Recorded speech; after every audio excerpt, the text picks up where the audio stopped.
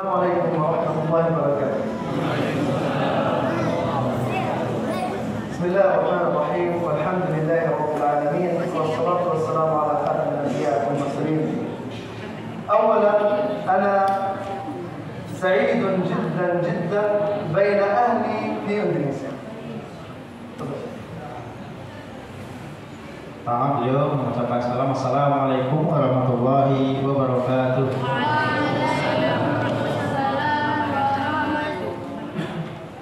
Kemudian beliau mengucapkan sangat bergembira sekali bisa berjumpa dengan warga Aceh yang saat ini beliau langsung berhadapan dengan jamaah sekalian.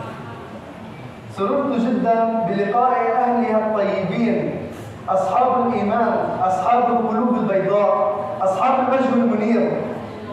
Beliau sangat senang bisa berjumpa dengan bapak-bapak, ibu-ibu yang memiliki hati yang begitu baik, begitu lembut, begitu penyayang, ya, santun, dan memiliki wajah yang bersinar, berseri-seri, yang memiliki cahaya kebaikan. Wa as'alullah azza wa jalla kama jama'ana fid dunya ala ta'atihi an yajma'ana insyaallah 'indahu fi dzalika rahmatin min Allah azza wa jalla fil jannah. Kita telah berkumpul di sini karena ketaatan kita, dan mudah-mudahan kita bisa berkumpul di surga Allah Subhanahu wa taala.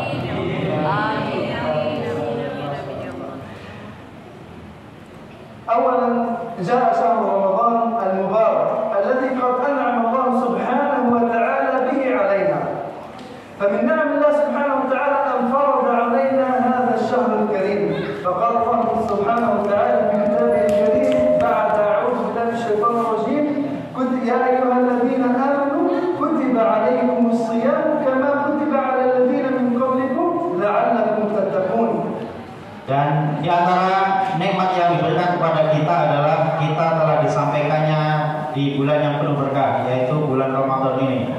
Maka di bulan penuh berkah ini kita bisa melaksanakan ketaatan atas nikmat yang diberikan kepada kita. Di antara beliau menyampaikan tentang ayat ya ayyuhalladzina amanu kutiba alaikumusiyam kama kutiba alal ladzina min qablikum la'allakum tattaqun. Wahai orang-orang yang beriman, telah diwajibkan atas kalian berpuasa agar kalian bertakwa.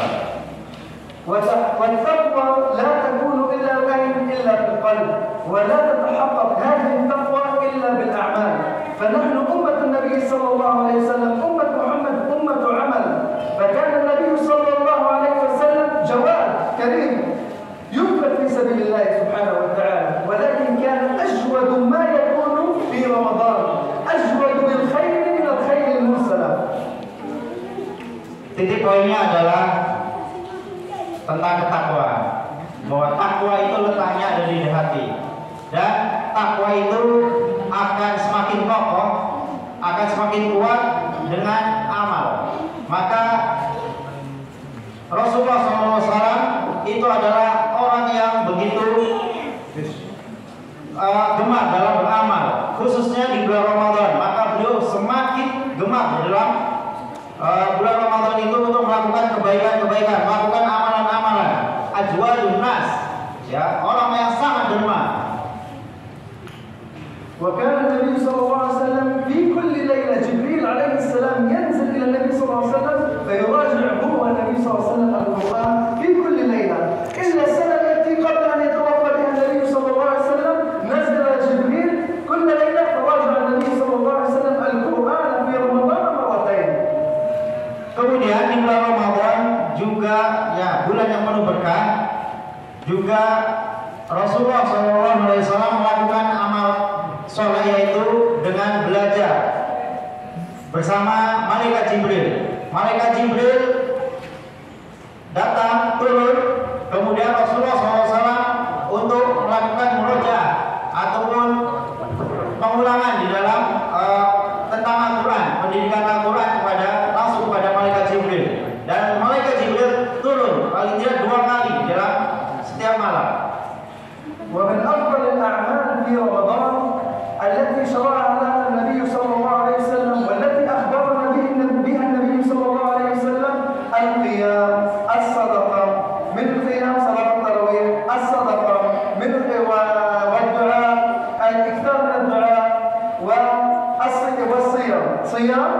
صدقة، تراويح، دعاء. هذه أفضل 4 أعمال يصنعها المسلم في رمضان.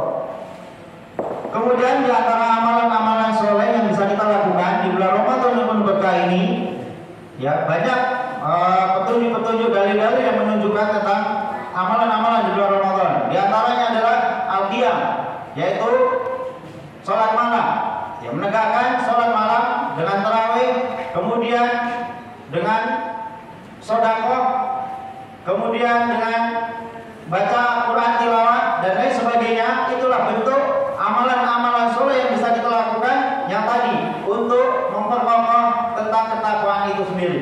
وهكذا النبي صلى الله عليه وسلم علم الصحابة، وكان الصحابة يتحرون وينظرون أين الفقراء فيذهب إليهم فيتصدق إليهم. ففي رمضان تزيد الصدقة وتزيد النظر إلى الفقراء وإعطائهم وإطعامهم. Di bulan Ramadan, Rasulullah SAW merupakan manusia yang paling gemar di dalam bersedekah. Beliau senantiasa melihat mana di antara umatnya yang fuqara ataupun miskin, maka beliau akan santuni orang-orang miskin itu. Karena beliau adalah orang yang begitu santun, maka ketika melihat orang yang membutuhkan, orang yang fakir, fuqara, maka beliau akan santuni. والنبي صلى الله عليه وسلم كما علم الصحابة مثل الذين، النبي صلى الله عليه وسلم قال مثل المؤمن في توادهم وتراحمهم وتعاطفهم كمثل الجسد الواحد إذا اشتكى منه عضو تساعر له سائر الجسد بالسهر والحمى. فالنبي صلى الله عليه وسلم أخبرنا أن نحن أمة النبي صلى الله عليه وسلم، أمة محمد صلى الله عليه وسلم، معاناة واحدة، آلام واحدة، أمة واحدة. Kemudian di dalam persaudaraan sesama kaum muslimin itu digambarkan ibarat satu tubuh. Maka ketika ada anggota tubuh yang satu sakit, maka yang lainnya akan merasakan sakit. Itulah sebuah persaudaraan di dalam Islam. Maka bagaimana ketika ada saudaranya yang sedang sakit, maka sudah barang tentu orang lain atau saudaranya yang lain akan merasakan sakit. Itulah bentuk persaudaraan di dalam Islam. ولا يخفى على أحد منكم ما يحصل اليوم في فلسطين، في غزة، في جميع بلاد المسلمين، من قتل، من حرب، من تجويع، من عدم مأوى، من عدم مسكن، عدم منام. النساء، الأطفال، الشيوخ جميعهم ينامون على الطرقات، على أزقة الطرقات من غير مأوى، من غير طعام.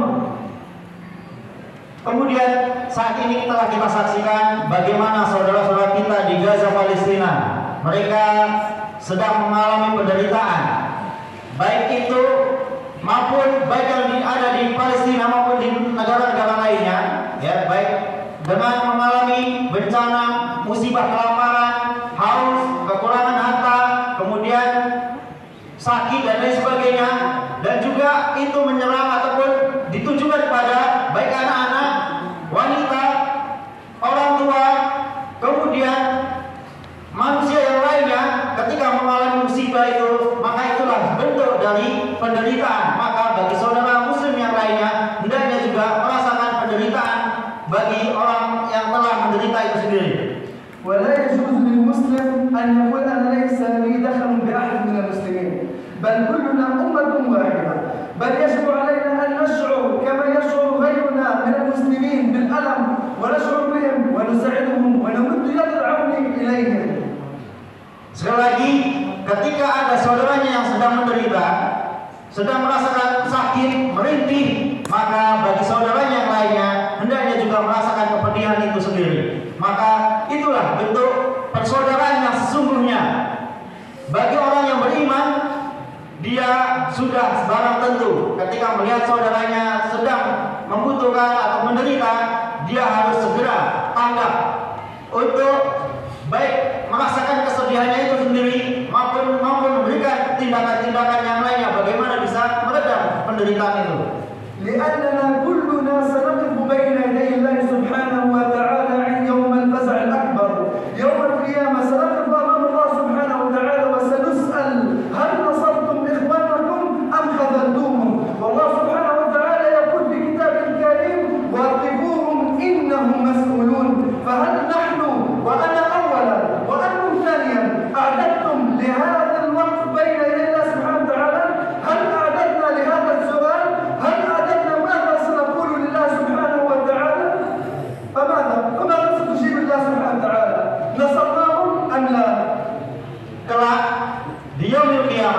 ketika persidangan di hadapan Allah Subhanahu wa taala, maka kita semuanya akan menghadap Allah Subhanahu wa taala, kemudian melakukan pengadilan.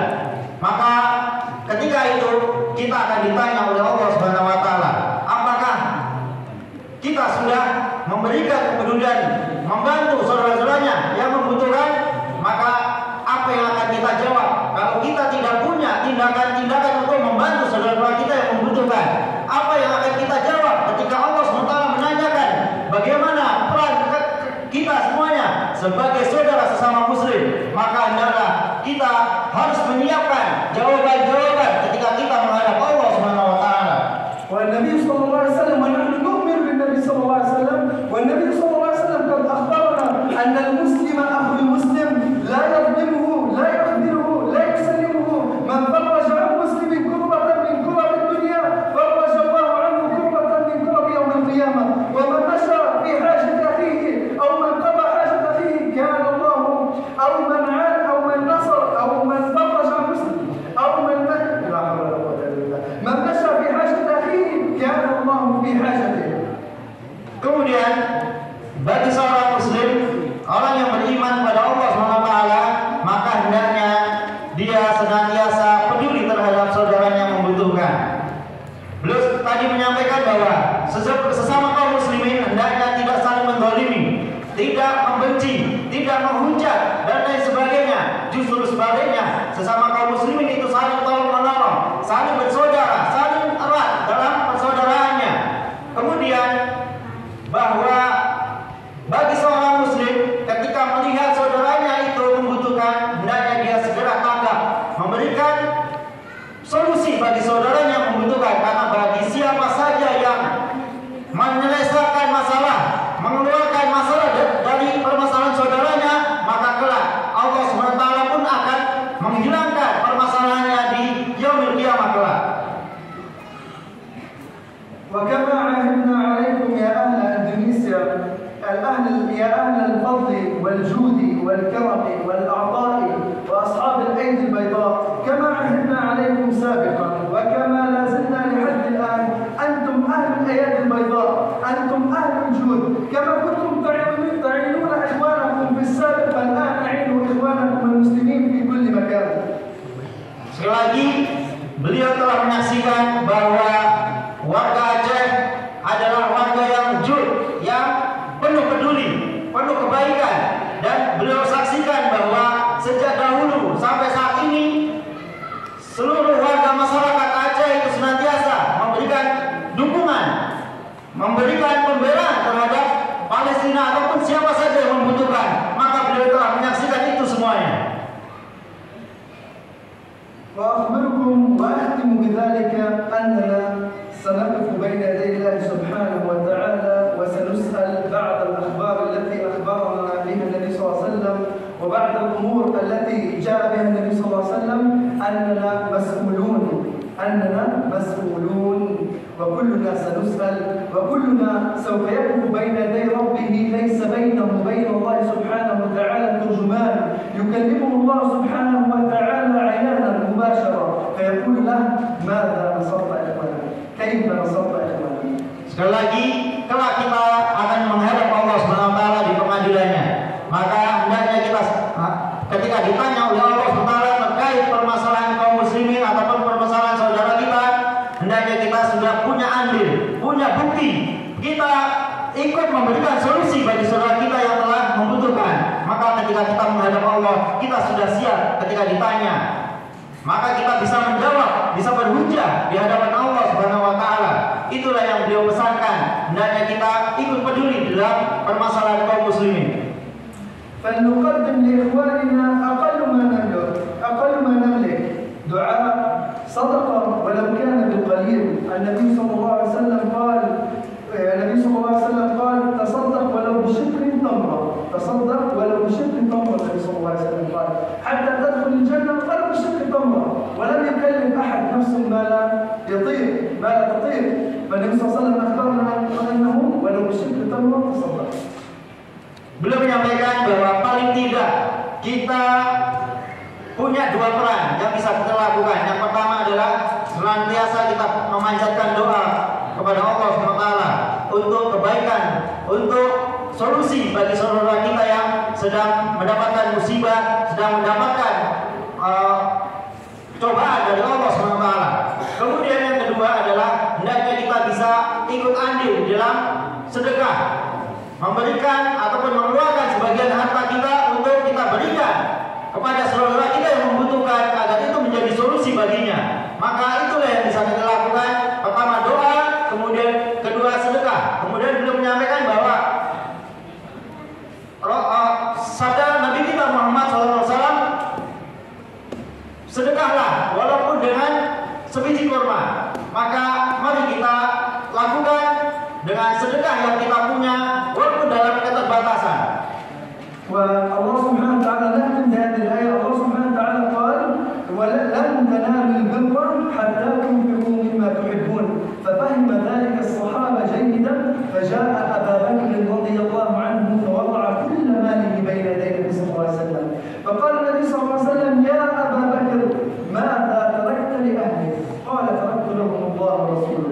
فنحتاج اليوم رجال يتركون لأهلهم ويتركون من حظ أنفسهم الشيء الكثير لله ورسوله.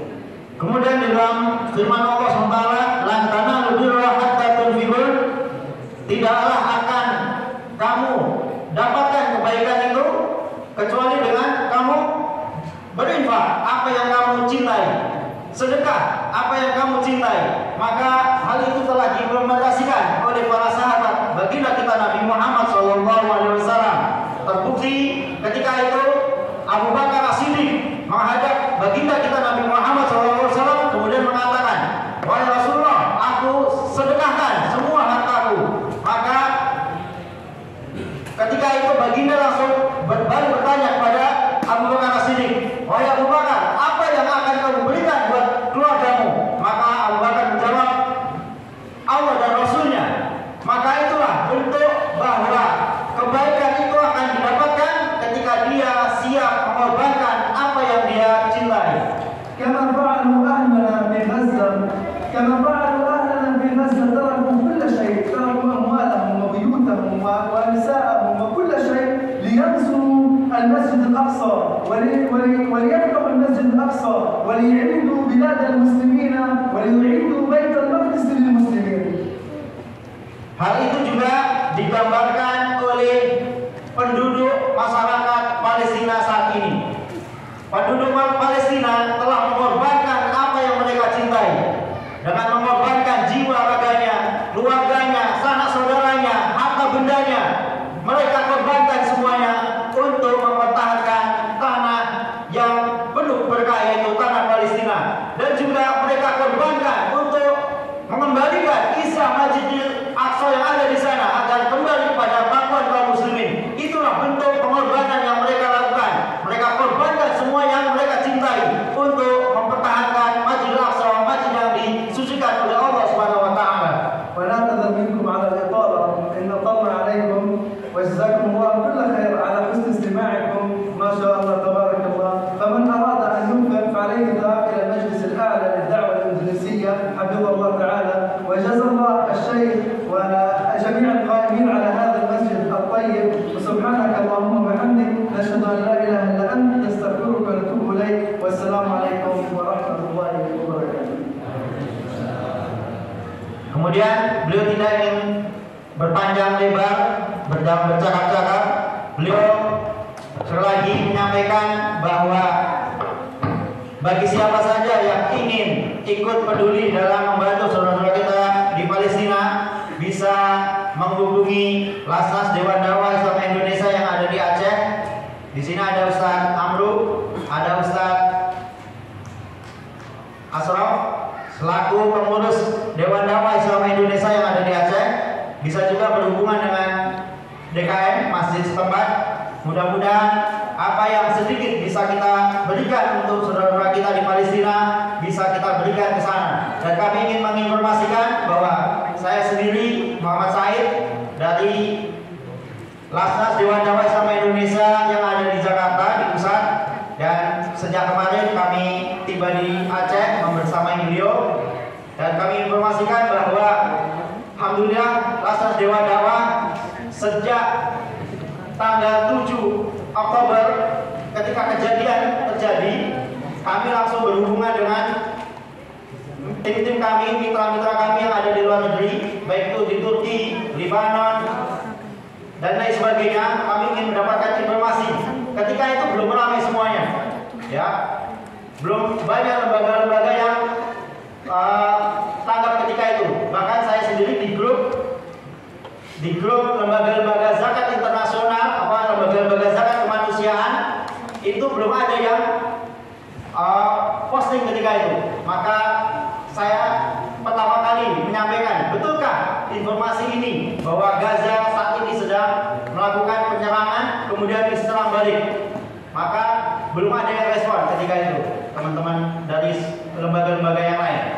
Tetapi saya mendapatkan jawaban justru dari teman-teman kami yang lembaga-lembaga internasional yang ada di Turki, kemudian di Lebanon. Nah, baru kita ketika mendapatkan informasi itu, kami langsung menyiapkan apa yang bisa kita lakukan. Dan kami, ya, pertama kali lembaga yang melakukan penyaluran di Gaza Palestina. Bahkan sampai beberapa lembaga nasional itu bertanya kepada kami, bagaimana cara bisa menyalurkan bantuan sampai di sana?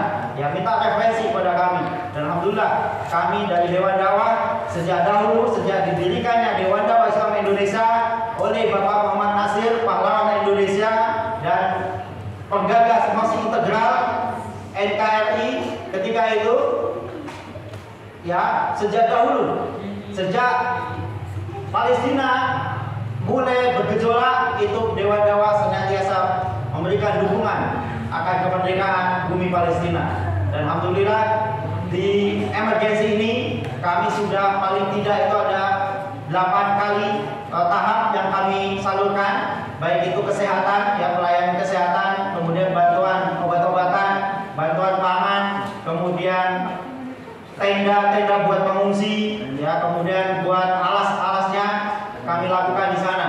Maka bagi bapak-bapak sekalian, insya Allah apapun yang bisa kita lakukan, mari kita lakukan untuk membantu saudara-saudara kita di Palestina yang sedang membutuhkan. Dan insya Allah di bulan Ramadan ini juga akan kita kirimkan bantuan untuk iftar mereka, kemudian untuk pangan mereka. Ya, memang susah masuk, tetapi kita senantiasa bisa bekerja sama dengan lembaga internasional, dan hanya lembaga Palang Merah yang ada di Mesir yang bisa memasukkan bantuan ke dalam Gaza Palestina. Maka alhamdulillah kita sudah bekerja sama di sana, baik itu dengan asosiasi-asosiasi lembaga nasional kita yang ada di Indonesia ini, ya, baik itu Selhub, kemudian IHA dan lain sebagainya, FOS, ya, kita telah berkolaborasi untuk bisa mengantarkan bantuan kaum muslimin seluruhnya. Insya Allah akan kita salurkan semuanya. Itulah sedikit yang bisa kami informasikan. Terima kasih. Barakallahu fikum. Assalamualaikum warahmatullahi wabarakatuh.